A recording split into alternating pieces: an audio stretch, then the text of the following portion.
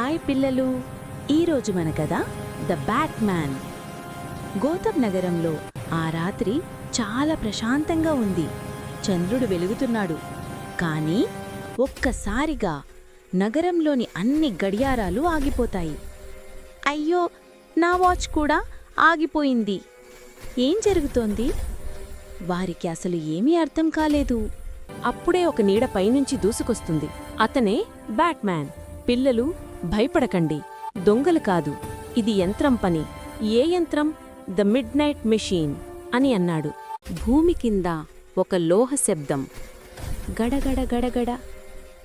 ఒక పెద్ద గడియారం ఆకారపు రోబోట్ బయటికి వస్తుంది.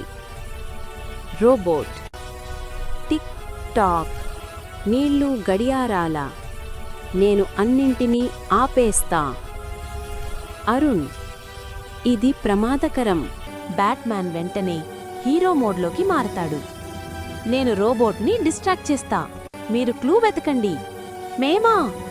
పిల్లలు, నిజమైన హీరోలు ఎప్పుడూ జట్టుగా పనిచేస్తారు అని చెప్పాడు. అరుణ్ తన టార్చ్ వెలిగిస్తాడు. అక్కడ చిన్న చిన్న గియర్లు పడి ఉన్నాయి. అరుణ్: బ్యాట్మ్యాన్ చెప్పిందే కరెక్ట్, ఇది ఒక ట్రైల్. మాయా, దాన్ని ఫాలో చేద్దాం. గియర్ల ట్రైల్ ఒక పెద్ద తలుపు దగ్గరికి తీసుకెళ్తుంది. మాయ: ఇది రోబోట్ ల్యాబ్ అయి ఉంటుంది. అరుణ్: తీయాలా? బ్యాట్మ్యాన్ వచ్చి నెమ్మదిగా నేనున్నాను అని చెప్పాడు. లోపల వింత వింత యంత్రాలు, తిప్పి గేర్లు, గడియారాలు. అరుణ్: ఇది ఒక పెద్ద time playground. Robot over speakers tick Pak స్వాగతం అని అంటుంది. రోబోట్ వస్తాడు, కానీ కోపంగా కాదు, బాధగా. నేను చెడ్డవాణ్ణి కాదు, ఒంటరిగా ఉన్నాను. ఎవ్వరూ నాతో ఆడరు. అందుకే గడియారాలు ఆపేశావా? అవును, అందరూ గమనించాలని.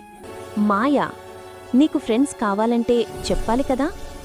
అరుణ్: మేమున్నాం కదా. బ్యాట్మ్యాన్: గోథంకి మరో ప్రొటెక్టర్ వచ్చాడు అనుకుంటా. రోబోట్ హృదయం ఆనందంతో వెలుగుతుంది. గడియారాలు మళ్లీ పనిచేస్తాయి. గోథం నగరం ఆనందంతో నిండిపోతుంది. సరే హీరోలు, ఇంటికి వెళ్లే టైం అయింది అని చెప్పి గాలిలోకి ఎగిరి వెళ్ళిపోతాడు.